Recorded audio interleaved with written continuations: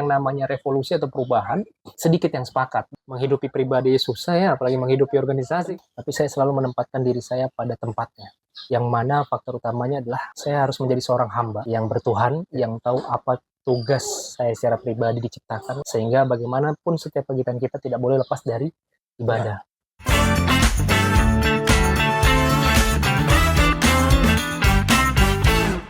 Assalamualaikum warahmatullahi wabarakatuh. Kembali lagi kita di program Deep Talk Kaltim Live. Episode kali ini kita kedatangan narasumber yang luar biasa menurut saya, karena dia adalah seorang aktivis pemuda sekaligus juga pengusaha dan pernah mengalami, bisa disebut juga sebagai politisi karena pernah punya pengalaman di politisi praktis. Ini dia Bang Sultan Nur Hidayatullah. Selamat datang Bang. Thank you Bang Rio. Thank you, makasih banyak loh Bang udah meluangkan waktunya. Baru kita nih ya. Terima kasih udah mendukung Kaltim Live di awal-awal ini. Lancar. Thank you, makasih banyak udah meluangkan waktu. Bang, sebelum aku ingin membahas topik hari ini tuh soal aktivisme pemuda di Balikpapan dan Kalimantan Timur khususnya ya. Karena aku ngelihat bergerakannya Bang Sultan tuh banyak di wilayah itu sejauh ini, dan juga kita satu organisasi ya di bidang pengusaha pemuda ya di HIPMI ya. Alhamdulillah. Nah, tapi aku sebelum jauh ke sana, aku pengen ngebahas lebih awal tuh soal masa kanak-kanak, masa muda. Seorang Sultan Nur Hidayatullah itu waktu anak-anak gimana sih? Saya sih, kalau dilihat dari latar belakang keluarga ini cukup penuh warna. Bineka Tunggal Ika kalau katanya orang. Jadi saya itu lahir di Sulawesi, Ujung Pandang. Kecil di sana sampai SD.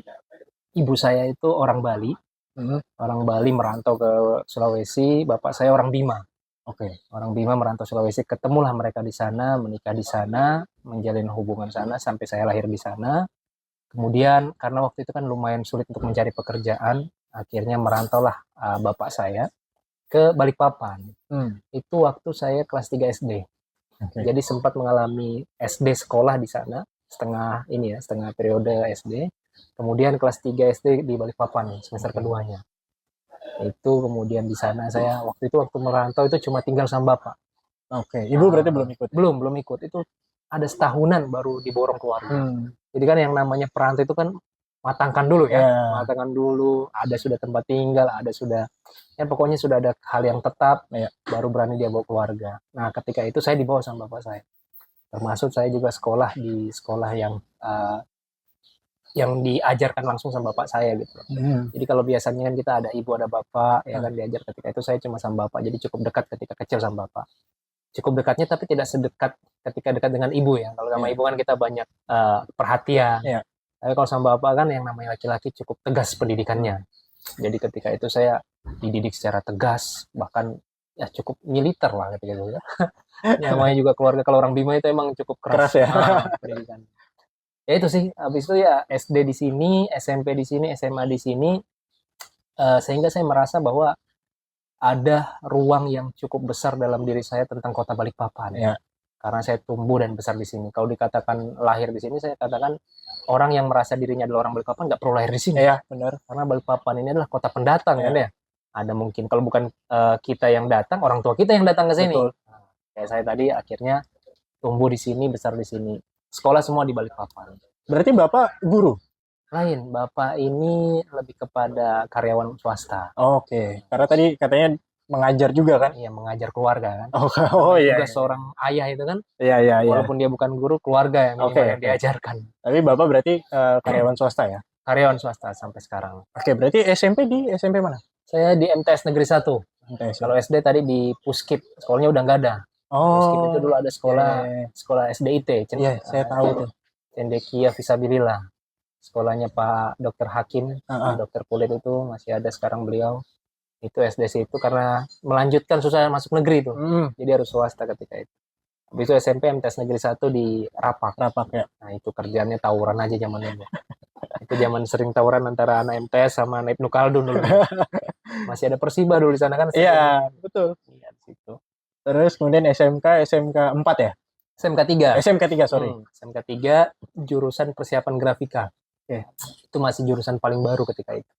Itu pun memilih jurusan itu karena saya ini kan dari kecil emang suka gambar, Mas. Jadi itu orang-orang masih belajar gambar bulat waktu TK itu atau gambar-gambar garis-garis, saya udah bisa gambar karakter.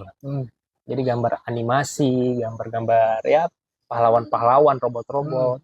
Sampai bahkan SD, SMP, SMA nggak ada sama sekali buku tulis saya yang belakangnya kosong. Semua digambar itu. Semua ada gambarnya. Jadi guru lagi mengajar, saya sedang berimajinasi, ambil gambar. Ya kalau kita misalnya antara nggak sanggup mengikuti atau malas gitu kan, jadi menguatkan biar nggak ngantuk, saya gambar. Sampai bahkan SD itu saya sempat usaha, ini bisnis pertama kayaknya waktu SD kelas 5 kelas 6 itu. Jadi anak-anak SD swasta kan orang-orang kaya ya. Ya kita ini kan masuk swasta bukan berarti orang kaya ketika itu, dipaksa karena nggak bisa negeri. Itu kan sanggup mereka itu 3 kali 4 kali lipat dari kita. Betul. Sementara kita sanggup terbatas tuh. Belum tentu cukup jajan sekali itu. Akhirnya saya waktu itu karena saya bisa gambar, saya jualin hasil gambar saya. Jadi ada adik-adik kelas saya kerjain ya, saya tawarin. Waktu itu sudah ada Naruto, sudah ada One Piece, Luffy, sudah ada. Zaman itu ya. Awal-awal mereka. Global TV udah ada. Sudah ada kartun-kartun. Saya udah bisa gambar itu. Akhirnya mereka bilang, "Kak, gambar ini Kak." Sudah, 5.000 tapi ya. 5.000 per gambar. Jadi saya, dari situ usaha pertama itu. Naluri sebagai pengusaha itu udah lahir itu. Berdasarkan kebutuhan juga waktu itu. Jadi kreativitasnya muncul pada saat ini kayaknya perlu tambahan jajan nih waktu itu kan. Nah, kemudian sekolah di SMK 3, jadi anak skateboard juga itu. Oh, dari mana? Ya, riset. Gimana bisa kemudian aku nanti mau masuk ke sana, tapi perkenalan ke lingkungan yang bisa dibilang skateboard ya Pak. Mungkin pada saat itu cukup ramai ya, 2010-2011 itu ramai sekali ya. Awal-awal ada Mandau Skatepark ya? Mandau Skatepark, betul. Zaman-zaman Raka, RK itu, sama awal-awal anak skateboard. Sebenarnya lebih kepada, nggak tahu, bahkan sampai kuliah saya ngerasa itu saya selalu mudah berpindah. Atau dalam bahasa umumnya bosanan. Cari sesuatu yang baru lah ya. Jadi saya kan dididik sama orang tua yang cukup saklek dengan peraturan. Jadi saya ada peraturan di dalam rumah, pulang sekolah, bahkan berteman dengan siapa, itu SD, SMP, SMA itu cukup ketat peraturan. Sampai ketika SMA itu, bapak saya itu qadarullah ketika itu kena musibah, sakit kanker. Sehingga sosok yang paling tegas dalam rumah tangga, kekuatannya sedang rendah. Nah, itu waktu saya SMK kelas 2. Akhirnya saya udah mulai bisa keluar malam.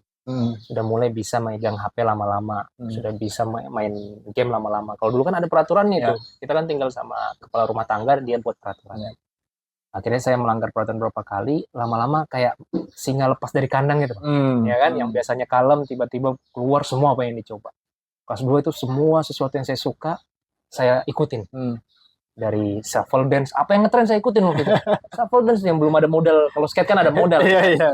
Shuffle dance, kita belajar ngedance, gesek-gesek kaki zaman-zaman.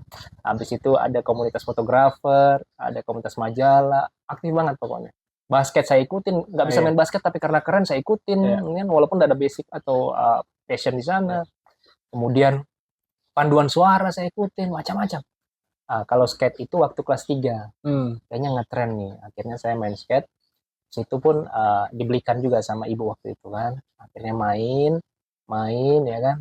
Di situ merasa kayak keren banget. Ya. Itulah kenal-kenal anak-anak awal-awal ngerti brand-brand kayak Fans of the Wall zaman-zaman itu, Drop Dead, apa gitu ya. Oh ternyata kalau keren harus punya ini gitu ya. Saya tuh kenal standar keren di situ.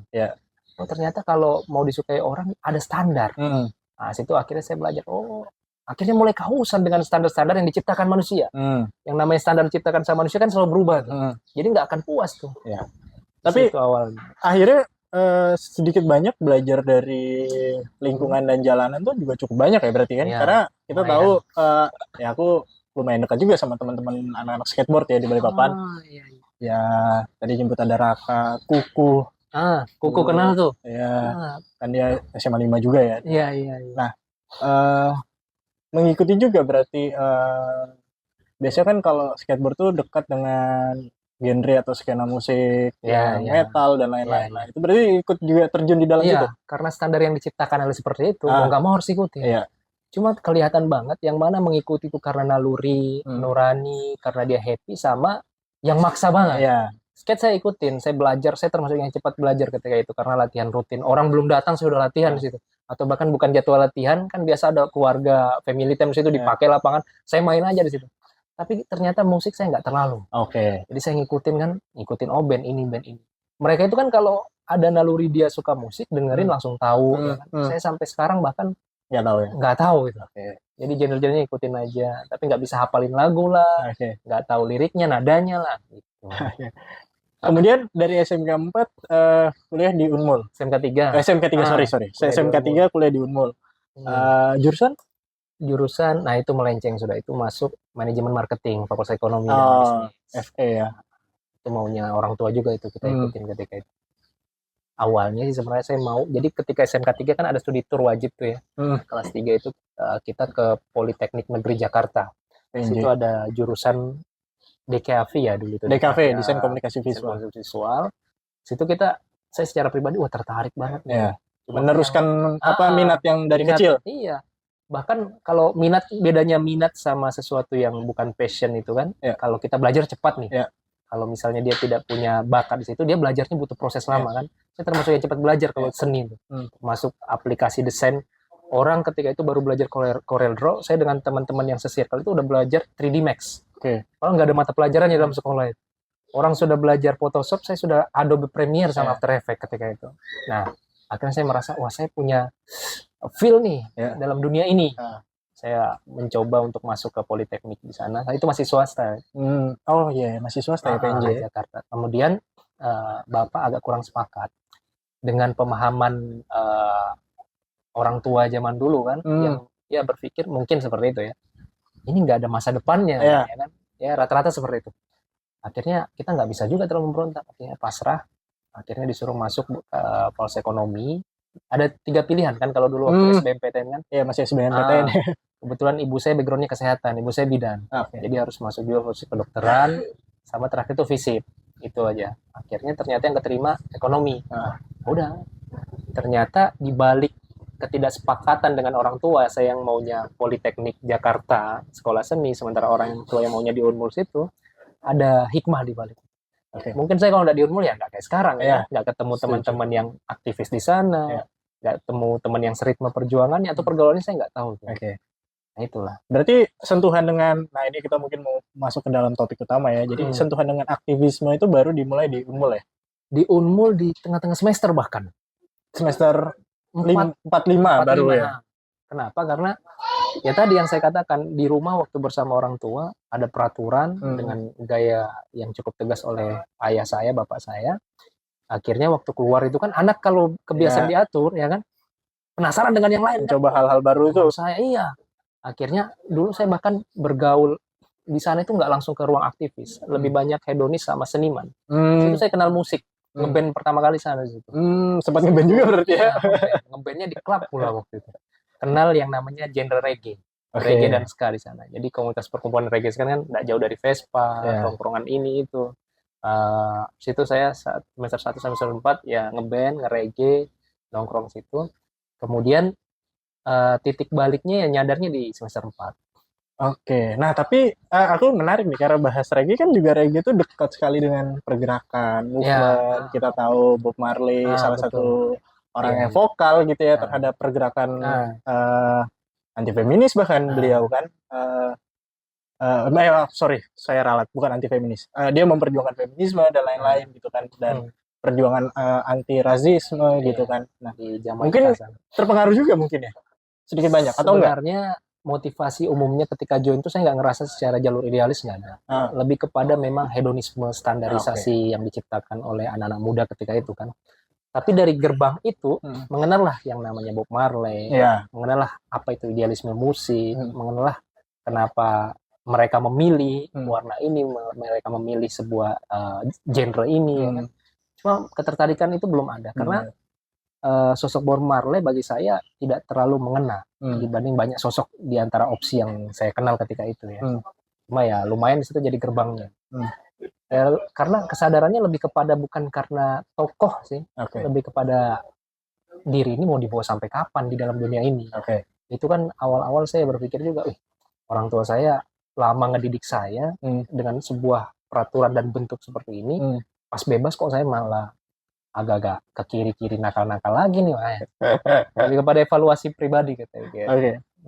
Nah, lalu pada saat itu bergabung di organisasi pertama. Himpunan udah gabung dari semester 1. Oke. Cuma kan beda orang yang gabung karena ikut-ikutan sama orang yang punya perjuangan di sana. Himpunan saya udah gabung bermanajemen ketika itu. Cuma organisasi pertama yang saya merasa di situ ada idealisme, ada ruh, istilahnya ruhnya itu semangatnya yang membuat saya bangun pagi, melangkah ke kampus, bertemu atau menularkan pikiran.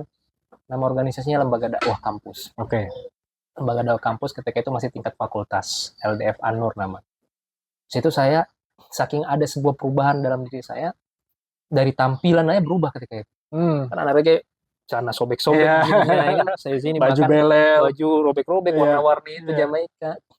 Ketika mengenal dunia organisasi, tepatnya dunia dakwah kampus ketika itu, tampilan berubah, pikiran juga mulai berubah di situ. Nah, situ ya merasa ruhnya bahwa harus ada nih, kita tidak hanya mengubah diri kita, tapi harus juga mengubah sekitar. Makanya nafasnya sih di situ. Bagaimana, kita ini harus sudah berubah, tapi nggak bisa kita akan konsisten dalam perubahan diri kita ini kalau nggak mengajak sekitar. Karena orang itu kalau mengajak sekitar, dia akan bercermin kan. Aku ini mau ngajak orang baik, kok aku nggak baik gitu. Di situ ruhnya. Lembaga Dakwah Kampus ya? Ya, Lembaga Dakwah Kampus. Terus Pusdiham juga kan? Pusdima, sorry. Oh, tahu Pusdima ya? Iya, Pusdima. Unmul kan? Iya. Pendiri PDTV kan? Oh, ada nggak? Enggak, saya. Ya membaca lah. Berarti aktif juga di jurnalisme kampus ya? Ya, betul sekali. Jadi dulu itu semester berapa? Semester 6 kayaknya, 7. Oke. Jadi saya termasuk akhir malah ya? Iya, jadi orang itu biasa kalau gabung organisasi dari staff dulu, kemudian magang dulu, bahkan magang staff, mungkin sekretaris dulu, nggak langsung gitu. Karena saya ada percepatan, saya masuk bahkan membawa perubahan dalam organisasi ketika itu. Ada beberapa inovasi lah yang saya bawa di sana, yang disambut juga sama teman-teman, sehingga setambah lagi semester yang usia sudah kan, percepatan langsung jadi ketua bidang CR itu, kemudian selesai itu demisioner langsung naik jadi pengurus inti Pusdima. Passion saya, bakat saya yang di dunia visual itu, ini kan ada terus lengket nih, dimanapun berada, walaupun saya di organisasi atau bahkan jurusan manajemen marketing, itu ada. Saya bawa akhirnya di organisasi. Waktu itu ngetren banget dunia YouTube tuh. YouTube lebih dari TV dulu kan. 2015-2016 ya. Betul sekali. Itu awal-awal dilantik juga. Itu akhirnya saya mikir, gimana impact dalam dunia dakwah kampus ini bisa lebih diterima sama zaman. Ya kan? Kalau kita ceramah di atas khutbah atau buat sebuah lingkaran dengan gorengan, kemudian kita berbicara dengan 7-8 orang itu aja, kayaknya zaman ini udah klasik banget nih yang ini. Akhirnya saya berpikir dengan staff saya di bidang itu, ayo kita buat konten, jadi konten kreator. Buatlah awal PTV. Itu pun ditentang itu. Jadi kan yang namanya lembaga dakwah ada harakoh atau ada jamaahnya. Ada ustadz yang tidak sepakat, yang kita anggap guru atau bila kita ada yang sepakat, tapi yang mayoritas tidak sepakat. Akhirnya saya pelajari yang namanya revolusi atau perubahan, sedikit yang sepakat. Benar. Ya kan?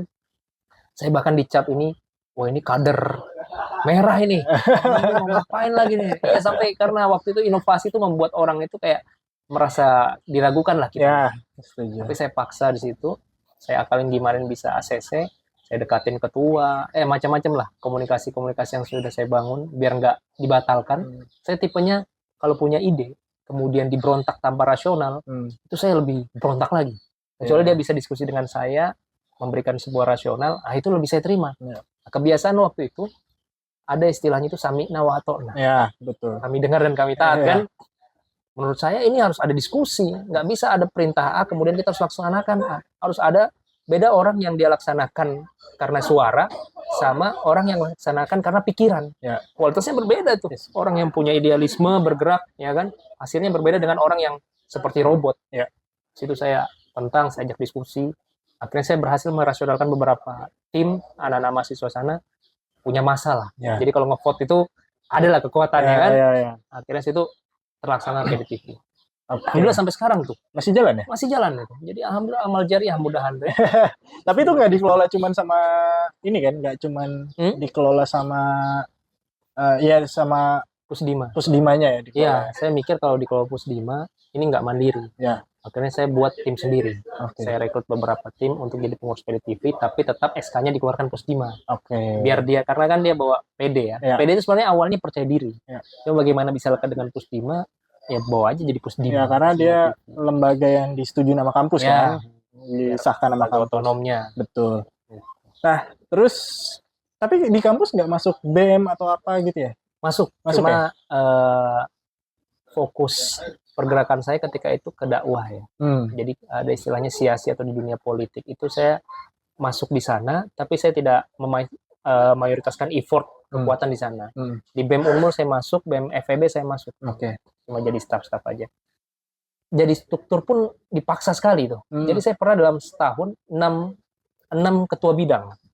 Jadi biasa itu. Ya, itu gila banget. Di DPM, Dewan Legislatifnya lah, DPM itu kan, DPM Fakultas, saya jadi ketua komisi B, kemudian di Pusdima saya jadi ketua bidang itu tadi, media, kemudian saya dirikan founder PDTV ketika itu, kemudian saya ketua humasnya kami, Komisariat Unmul, kami Kesatuan Aksi Mahasiswa Muslim Indonesia itu, kemudian dulu saya ada dirikan lagi komunitas namanya, kafe, kelas edukatif dan kreatif Mula Warman. Itu kelas untuk para orang belajar desain. Karena saya mikir waktu itu banyak lembaga dakwah kampus fakultas itu medianya anjlok banget.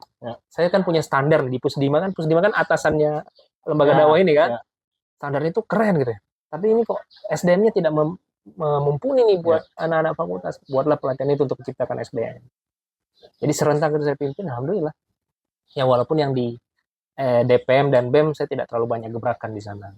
Bukan untuk mencari posisi lah kalau di sana. Iya, betul sekali. Bukan ya semangatnya, ruhnya belum terlalu ke sana ketika itu.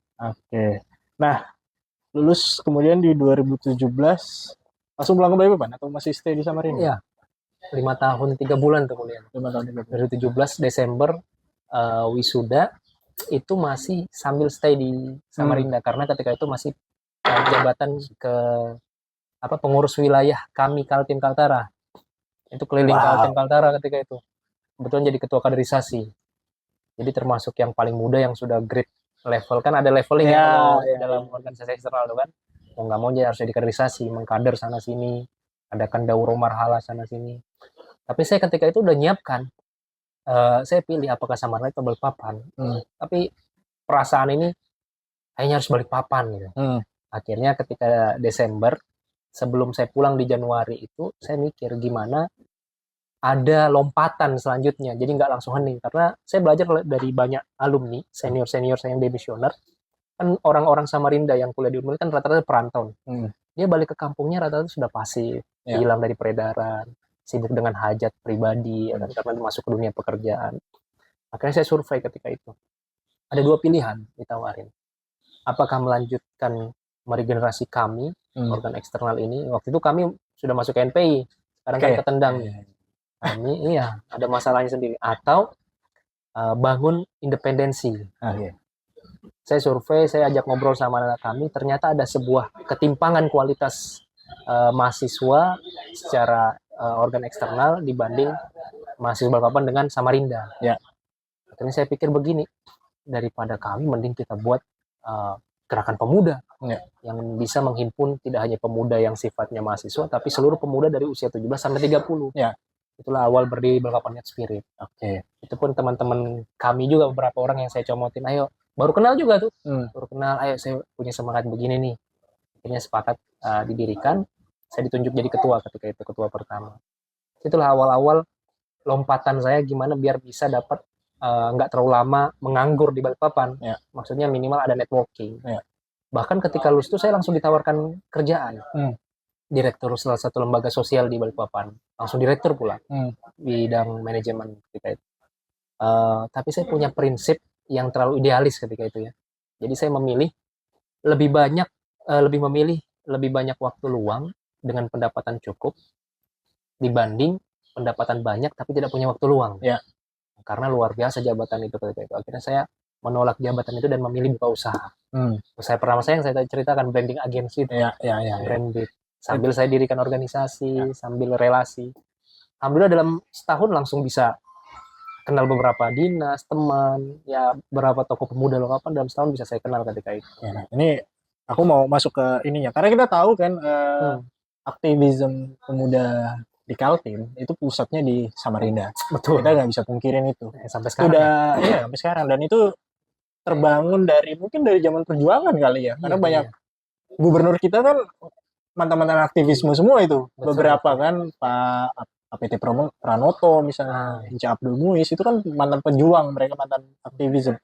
Sementara kan kalau di Balikpapan ini karena kita mungkin kulturnya kota pekerja ya, sudah dari awal dibuat sama Belanda emang udah pekerja pendatang, jadi nggak punya banyak waktu luang untuk diskusi, untuk ngobrol, untuk melakukan pergerakan dan lain-lain. Terus kemudian di 2017 itu apakah itu masih pasif seperti yang dulu ya? Karena saya nggak tahu 2015 keluar dari Balikpapan, apakah pada saat itu masih pasif? Karena kalau sekarang ini udah mulai ramai nih kelihatannya nih, karena kampus-kampus sudah pada banyak.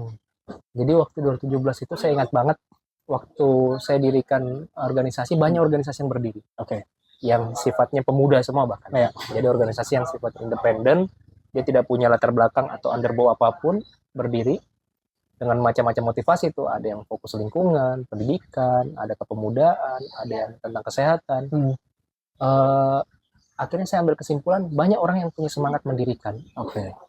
Tapi 2 tahun kemudian 2019 itu, bahkan sebelum COVID, itu mulai hilangan.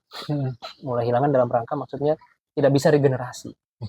Nah, akhirnya saya punya kesimpulan sebenarnya di Balikpapan ini banyak orang-orang hebat, banyak orang-orang keren, banyak orang-orang yang punya ide-ide cemerlang, bahkan strategi teknis yang luar biasa. Cuma yang kurang adalah yang menyatukan orang-orang hebat ini. Nah, jadi ketika itu kok kayaknya gerak masing-masing gitu. Selama dia gerak masing-masing, itu seperti survival gitu. Siapa yang paling kuat yang akan bertahan, jadi bersaing kan. Maksud saya ketika jadi hukum alam berlaku kan. Hukum alam berlaku, siapa yang paling dekat dia yang bertahan ya kan. Siapa yang paling banyak event dia yang bertahan, atau paling sering siapa yang paling banyak anggaran dia yang bertahan. Nah, itu kan hukum alam dalam organisasi. Akhirnya kurang nih orang yang bisa menyatukan.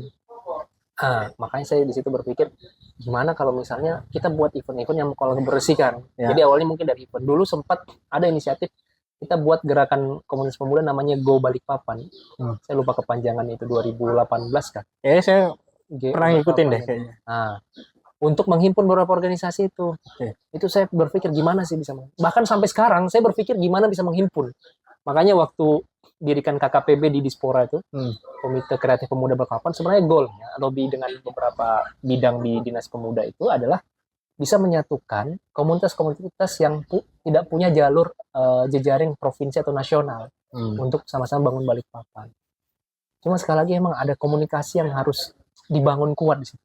Karena masih sampai sekarang banyak rasanya mereka itu motivasi bersaingnya, motivasi memilikinya. Nah, ini yang egosentris juga. Egosentris. Makanya juga termasuk saya bangga juga dengan KNP yang sekarang nih. Salah satu gebrakannya adalah menyatukan tokoh-tokoh pergerakan di dalam KNPI, tidak hanya gerakan eksternal. Kayak Bung Andre, ya. Kamu sebut lagi. Nah, itu yang saya maksud. Makanya ketika ada KNPI kayak gitu, jadi saya tidak punya ambisi terlalu berlebihan di KKPB, karena ada nih lembaga yang bisa, yang sama visinya seperti saya.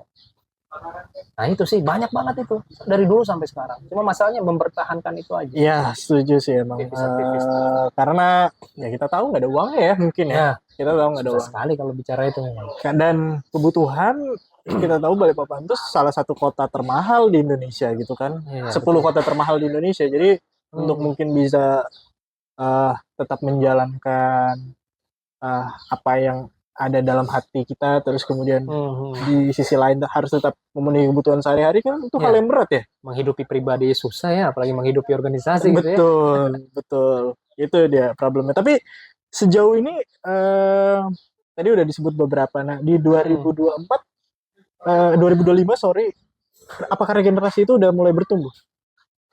Sepertinya kayaknya aku lihat ada beberapa aktor-aktor yang gue kenal tuh kayak Agung dan lain-lain itu kan mahasiswa ya. Iya, sebenarnya tensi saya mengikuti wahana ini berkurang persentasenya per 2024. Jadi 2023 itu sampai 2023 akhir tahun itu saya masih ngikutin semua. Bahkan saya memprofiling beberapa tokoh Saya bahkan juga mengecek apa aja jejak-jejak organisasi. Saya kalau ngomong profil itu bahkan mustolahnya dalam banget tuh. Bahwa orang ini berkualitas, orang ini ada bisa diajak kolaborasinya gini-gini. Itu berkurang semenjak 2004 ya karena faktor masuk mencelupkan diri ke politik praktis juga ketika itu. Nah, pasca saya mencelupkan diri kan, selesai tuh kalah gitu ya. Nanti kita bahas. Itu, nah, saya lihat banyak sekali beberapa anak muda yang sudah mulai muncul lagi dari peredaran. Cuma memang tetap kita bisa menilai juga dari pengalaman ya. Walaupun kita tidak bisa menilai menjudge 100% karena dia punya zaman. Kita punya zamannya, sesepuh kita punya zamannya, mereka yang hari ini sedang berdiri dan berjuang juga punya zaman. Jadi nggak bisa ngejudge 100%. Cuma satu yang tidak bisa diubah adalah faktor semangatnya. Zeitgeist itu ya. Apakah motivasinya seberapa kuat, seberapa kokoh idealismenya, dan bagaimana tantangannya menghadapi medan yang penuh dengan pragmatisme ini. Kan yang membuat aktivis-aktivis ini kadang layu, kadang lentur, ya karena dihadapkan realita ya. Dihadapkan kecewaan, dihadapkan dengan sebuah hal yang membuat down.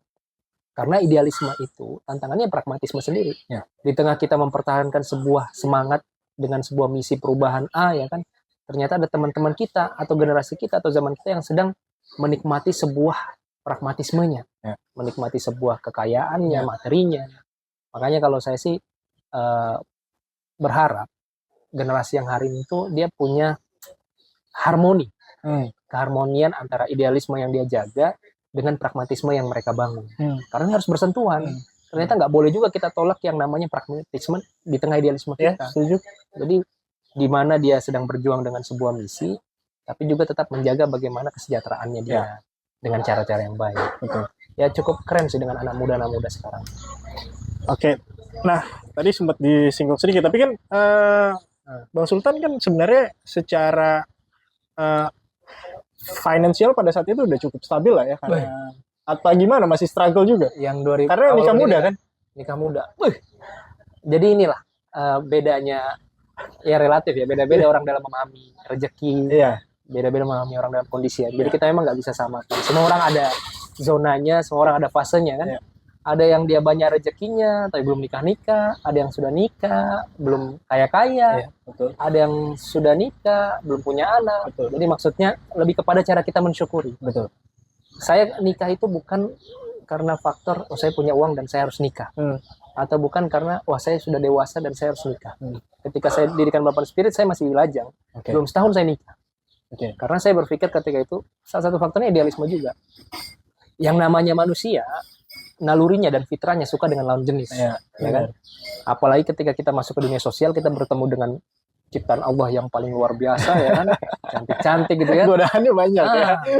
Itu kan salah satu distraksi kita. Iya, benar. Jadi salah satu distraksi kita secara idealisme itu kan itu tuh. Dunia. Iya, benar. Harta, tahta, wanita.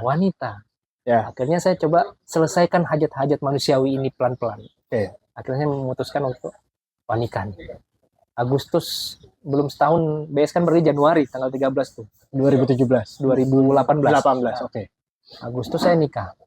Itu nggak banyak cencong tuh. Saya tinggal bilang, waktu itu kan ada perantara kami sistemnya cukup elegan lah, saya katakan ta'aruf ketika itu.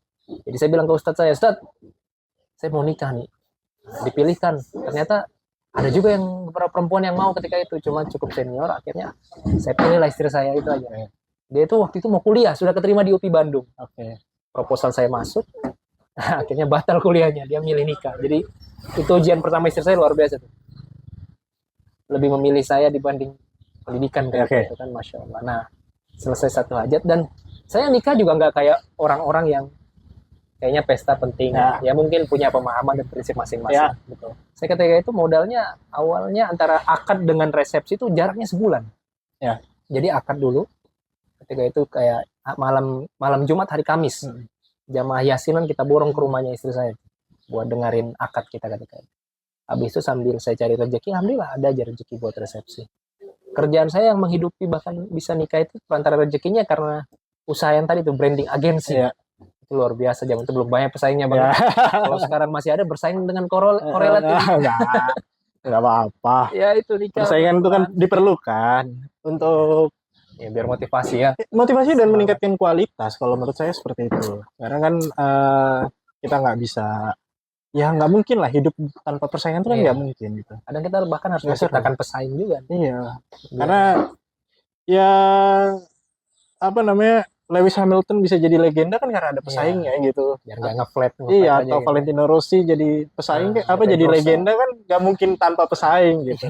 Dibutuhkan sosok Dani Pedrosa dan Jadi gimana lain-lain. kalau kita bersaing nanti nih? Ya nggak apa-apa, nggak apa-apa. Nah terus kemudian apa namanya, dapat penghargaan. Oh iya. 5 tokoh Balikpapan yang dapat penghargaan dari gubernur sebagai masyarakat ya, Iya. masyarakat Kaltim yang aktif, Pelopor gitu ya. pelopor ya, aktif Pelopor di lingkungan. masyarakat dan lingkungan gitu ya. Nah itu aku nggak pengen menanyakan perasaannya sih. Apa yang dipikirkan pada saat itu? Karena perlu nggak sih? Nah betul. Pertanyaanku itu. Itu juga pun saya berpikir ketika ikut perlumbas ini apa sih ini? Ini enggak, karena kalau kita menjaga idealisme fokusnya impact. Ya, apa yang dirasakan orang sekitar kita, bukan apa yang kita rasakan kan? Nggak apa-apa. Apa yang kita rasakan. Nah, saya bukan tipe orang yang suka ikut lomba. SD, SMP, SMA, saya nggak pernah ikut lomba. Orang tua saya nggak pernah ngikutin anaknya buat bersaing ketika itu. Antara mungkin dia pesimis atau gimana ya. Untuk saya nggak pernah bahkan ikut lomba. Kalaupun lomba, ikut lomba di RT, karena kalau nggak ikut malu tuh makan kerupuk atau lomba just for fun ya. Iya. Nah, saya pertama kali ikut lomba kuliah. Itu dipaksa. Lomba pertama itu lomba karikatur. Waktu saya masih semester 2, BEM Unmul ngadain lomba karena teman-teman suka saya lihat saya gambar, ikut lomba karikatur. Dipaksa teman, ayo Tan, uang nongkrong ini lah. Iseng pula itu. Nggak yakin menang. Juara 3 sekalinya. Dapat uang nongkrong itu. Nah, habis itu lomba kedua saya pelopor. Jadi pemuda pelopor di 2000 berapa saya dapat penghargaan? 2020. Itu sebenarnya adalah sebuah bentuk emosional saya, kedekatan saya dengan dinas pemuda dan pariwisata dan olahraga itu. Khususnya Bu Resti ketika itu. Mudah-mudahan beliau sehat selalu. Jadi Bangga Spirit cukup sering dibantu sama dinas. Ya kan? Ketika ada event kan bagaimanapun koordinasi dengan pemerintah, ya, government. Akhirnya ketika suatu saat ada nih ajang pemilihan pemuda pelopor, nggak ada yang tahu tuh, bahkan saya pun nggak tahu tuh ajang apa lagi pemuda kok dipilih-pilih gitu ya. Pemuda ya pemuda, dikenalkan ternyata ini agak ajang bersejarah dari tahun 90-an sudah ada nih. Cuma Balikpapan belum pernah lagi dapat penghargaan itu setelah 16 tahun. Terakhir 2000 berapa gitu, 2000-an sebelum belasan. Akhirnya saya disuruh ikutan. Kamu kan sudah punya RT binaan, sudah punya masyarakat, sudah punya pemuda yang dibina gini-gini. Saya nggak bisa ikut lomba, Bu. 2 hari 3 hari dihubungin terus. Akhirnya hari ketiga itu deadline pendaftaran tinggal 2 hari. Saya tuh kayak mikir, udah enaknya sama Bu Resti. Dia tuh kayak, masa ini orang tua mohon-mohon ke kita gitu kan. Akhirnya sudah Bu, saya ikut. Saya ikut di situ. Ikut pun awalnya agak setengah hati. Tapi yang namanya kita berjuang bawa nama Balikpapan ke provinsi ketika itu kan. Berarti sudah mewakili Balikpapan ya? Iya. Balikpapan dulu. Itu iseng Balikpapan buat presentasi, masuk. Juara. Habis itu mewakili lagi Balikpapan ke provinsi. Masih semangatnya masih agak setengah juga itu. Jadi apa adanya gitu. Kan kalau orang lomba kayak gimana biar menang ya. Kita nggak kenal siapa. Nothing tulus lah ya. Nothing tulus. Juara lagi. Pas mewakili provinsi saya mikir, ini kayaknya harus serius sudah nih. Situ saya belajar banget, saya buat presentasi yang bagus. Mantan teman-teman karyawan saya di Brandbit bantuin saya buat animasi, buat video, sampai syuting gitu. Untuk ikut nasional. COVID pula kan. Karena COVID itu penjuriannya banyak visual.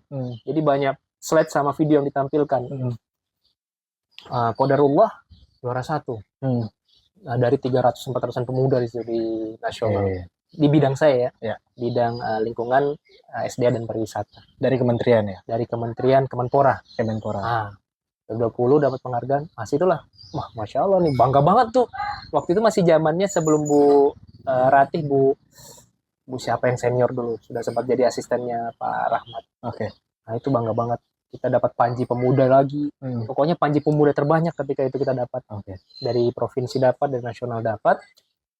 Dari situ kemudian dapat lagi penghargaan dari provinsi. Pelopor lingkungan, disurvei sama dinas lingkungan, dilihat kampung pariwisatanya, dilihat kampung binaannya, panggil lagi provinsi. Dari situ akhirnya dapat terus tuh. Dapat terus ya karena awal dari pemuda pelopor, dikenal A, dikenal B, akhirnya orang hubungin, ya, diuji, dapat bantuan. Itu sih. Jadi bukan tipe yang pengen ikut lomba, cuma qadarullah diantarkan ke situ tuh. Oke. Berarti memang karena kan sebenarnya tadi kira bicara impact ya. Kalau kita bicara impact, tadi kan sempat cerita juga bahwa 2019 sampai 2024 bahkan itu kan membina masyarakat ya, lingkungan sekitar, terutama beberapa wilayah di Balikpapan, tengah dan kota ya. Betul. Nah, tujuannya kan sebenarnya itu ya, pembinaan dan bisa berkontribusi lah kepada masyarakat gitu kan. Nah, terus fase selanjutnya adalah politik praktis. Iya. Kenapa tiba-tiba? Iya. Kalau menang enak diceritain. Kalau menang kita nggak ngobrol di sini ya. Beda kantornya. Samarinda nanti. Jadi salah satu kalau orang belajar impact kan goalnya bagaimana impact yang dia rasakan itu semakin luas, setuju, semakin banyak dan semakin lama. Betul. 3 hal itu ya. Setuju. Ketika menjalani sebuah gerakan swadaya masyarakat, NGO yang langsung turun ke masyarakat, kita menemukan sebuah ruang yang tidak bisa kita isi. Yang mana itu harus diisi oleh kebijakan. Diisi oleh entah eksekutif atau legislatif. Ada anak yang begini, nggak mungkin kita bisa paksa dia masuk sekolah kalau nggak ada beasiswa mungkin, atau nggak ada sekolah yang nerima. Ada anak pintar nggak diterima karena ditendang haknya untuk masuk situ karena ada orang dalam. Ada orang yang sakit, tunggu gede dulu tumornya baru bisa dirawat. Kalau nggak gede nggak boleh. Ini kan ada beberapa ketimpangan kebijakan untuk masyarakat bawah. Dan yang kita rasakan langsung, kita temu langsung, kita tetap muda langsung, kita ngobrol langsung.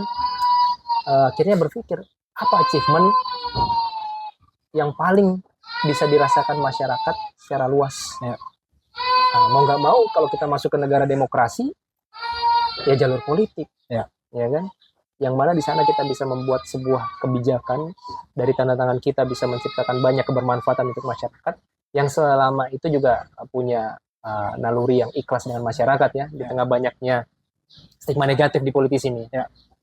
Akhirnya bersepakat untuk masuk ke politik. Walaupun sebenarnya dari kuliah udah masuk politik, cuma tampil secara terang-terangan dan berpikir resmi menghajatkan ke politik itu kan baru-baru di 2024. Akhirnya melalui jalur pemilihan legislatif lah ketika itu, dengan dapil yang mana selama ini kita bina, kampung binaan kita, RT binaan.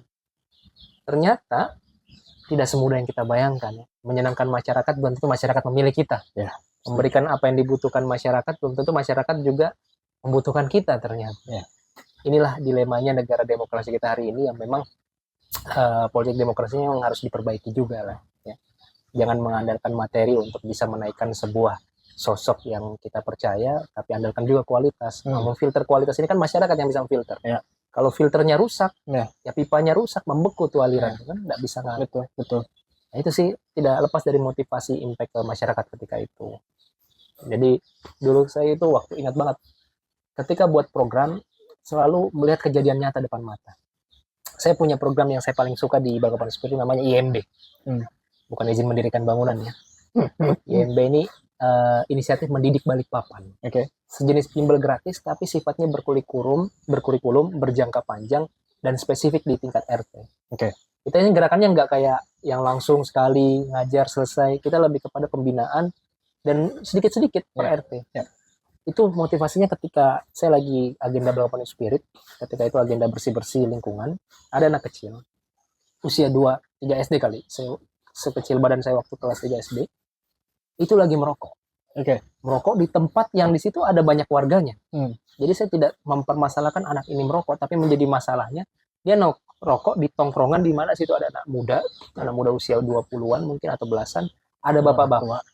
Tapi tidak ada yang menegur anak kecil ini. Akhirnya saya berpikir, ini bukan rokoknya masalah ini, pembiaran yang dilakukan oleh masyarakat. Akhirnya faktor lingkungan. Maka bagaimana nih pendidikan moral bisa masuk ke sana, buatlah program itu. Dan tidak mudah ternyata kan.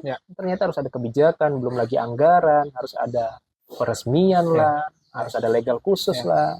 Makanya pentingnya ada orang, ya walaupun mungkin ada di sana yang seperti saya, pentingnya masuk juga ke masyarakat, melihat apa kejadian yang terjadi. Ya mudah-mudahan lah ya. Itu sih salah satu kenapa aku pengen ngobrol aja, ngajak Bang Sultan di sini tuh salah satunya itu.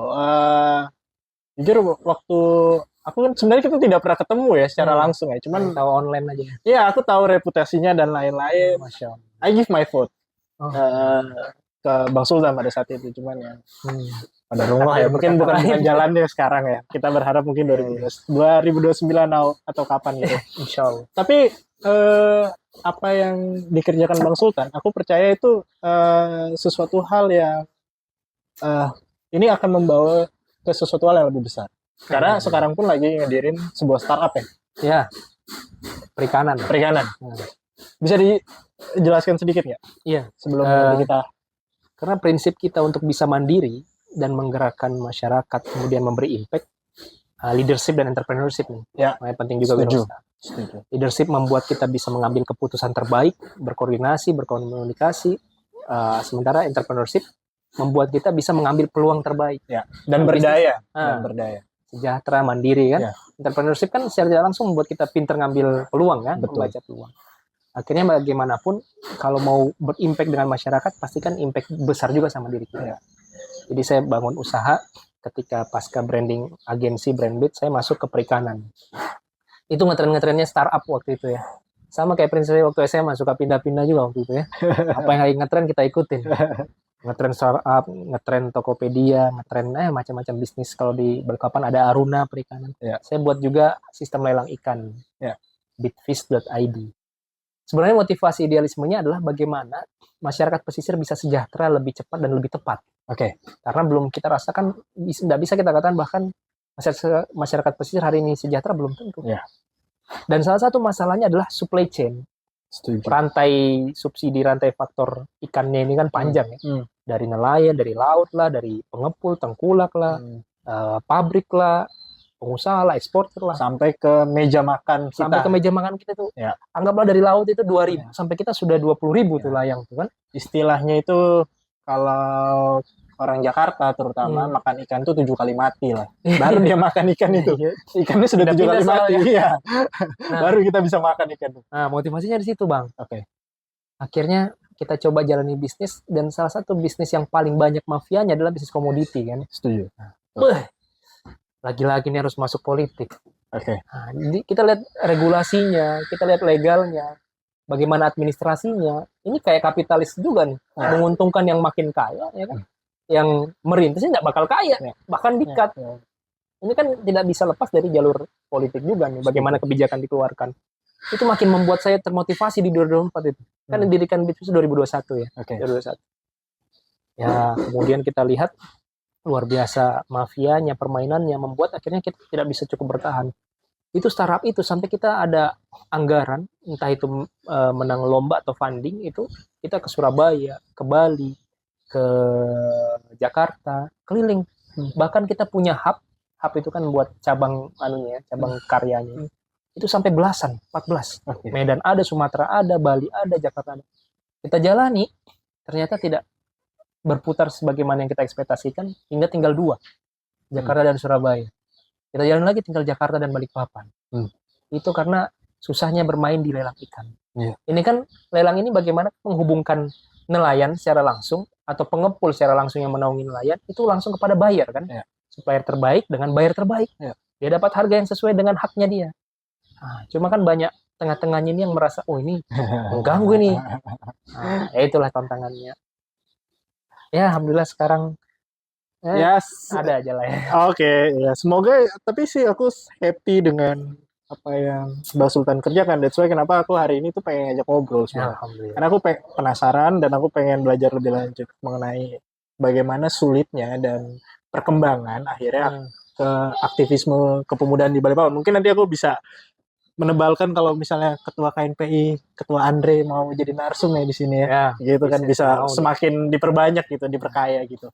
Karena aku yakin gitu kalau misalnya ada 10 Bang Sultan gitu dan 10 Bang Sultan gitu di Balikpapan, mungkin bisa jadi ada banyak perubahan di kota ini. Karena kita tahu sebenarnya potensi kota ini tuh lebih dari yang sekarang. Aku yakin itu. Betul sekali. Nah, aku sih ini masuk ke final statement. Pertama, pertanyaanku ada apa yang membuat Sultan Nur Hidayatullah terus terinspirasi sampai hari ini untuk terus berkarya dan membuat sesuatu, dan apa refleksi terhadap diri kemudian untuk bisa terus memperjuangkan hal itu. Ya, sebenarnya banyak motivasi kita untuk berjuang dalam hidup ya. Tapi saya selalu menempatkan diri saya pada tempatnya. Yang mana faktor utamanya adalah saya harus menjadi seorang hamba yang bertuhan, yang tahu apa tugas saya secara pribadi diciptakan atau manusia lainnya diciptakan oleh Tuhan yang menciptakan kita. Sehingga bagaimanapun setiap kegiatan kita tidak boleh lepas dari ibadah. Ini juga yang menjaga kita dari segala peluang dosa-dosa yang terjadi atau segala hal yang sifatnya negatif. Kemudian yang kedua, saya sebagai seorang anak. Semua manusia yang ada pasti dilahirkan dengan adanya orang tua dulu. Ya. Maka bagaimana jejak kita hidup ini tidak lepas dari bagaimana pengabdian kita untuk orang tua juga. Ya. Entah itu sifatnya amal jariah, entah itu motivasi bagaimana orang tua mendidik kita. Yang ketiga, saya juga sebagai seorang suami yang mana menikah juga menjadi jalan ibadah juga. Bagaimana melengkapi diri kita sebagaimana pemimpin rumah tangga. Keempat, menjadi seorang ayah. Nah, kalau laki-laki menjadi seorang ayah, perempuan jadi seorang ibu. Kita hidup di dunia ini juga ada orang yang mencontoh kita. Yang paling dekat adalah anak kita. Maka setiap apa yang kita lakukan, ada impact-nya ke secara biologis diri kita ya, anak-anak kita. Maka itu juga menjadi motivasi. Dan yang kelima, kuntum khairu umat terbaik sebagai makhluk sosial. Ya. Jadi yang namanya kita diciptakan tidak sendiri, tidak hanya dengan orang tua kita, tidak hanya dengan istri dan anak kita, tapi juga ada orang-orang sekitar kita. Dan agama saya itu mengajarkan bagaimana itu bisa dibantu, bisa menjadi pionir untuk membawa ke hal yang positifnya. Makanya salah satu misi saya itu, impact sosial itu harus semakin luas tadi, semakin banyak, dan semakin lama. Nah, jadi inilah memang motivasinya yang selalu mengingatkan, mau begini, oh ingat nih saya ini punya Tuhan. Mau begini, ingat, oh saya ini punya istri. Ingat begini, oh saya punya anak. Ingat begini, saya punya teman-teman yang dukung saya. Ingat begini, saya punya teman yang kenal saya. Nah, jadi setiap gerak-gerik ada penjagaan. Ya, tidak lepas dari ibadah-ibadah. Kemudian challenge-nya kan konsisten ya. Tidak semua manusia bisa sekuat orang-orang tokoh-tokoh pionir zaman dulu yang konsisten dalam idealismenya. Makanya itu juga yang menjaga kita nih. Oh, misi saya ada apa? Awal saya ada di sini ini seperti apa? Bagaimana menjaganya? Karena kalau tidak konsisten ya mentalnya akan goyang. Betul. Akhirnya teralihkan, akhirnya berubah, akhirnya mendapatkan arus yang lainnya. Itu sih kalau saya pribadi. Oke sih, menarik banget ya perbincangan kita kali ini bersama Bang Sultan Nur Hidayatullah. Bang, kalau mau mengikuti Abang bisa di mana ini Bang? Bisa ikuti saya di Instagram ya? Instagram bisa di Sultan .nh. Oke, itu dia. Jadi kalau mau berinteraksi dengan Bang Sultan, ngikutin kegiatannya atau dia banyak sekali, aktif sekali soalnya di berbagai macam kegiatan gitu. Jadi bisa bercengkrama langsung, secara langsung belajar dengan beliau, bisa langsung DM ke Instagramnya Bang Sultan. Itu aja di episode Deep Talk kita kali ini. Terima kasih banyak Bang Sultan udah mau meluangkan waktunya. Lancar. Thank you. Kita tunggu kolaborasinya nanti mungkin ya. Jadi kita berkompetisi secara sehat. Itu dia. Ya, sampai di sini. Terima kasih juga buat tempat yang sudah menyediakan tempat ini, Umak Communal Space, dan sampai jumpa di episode berikutnya. Bye bye.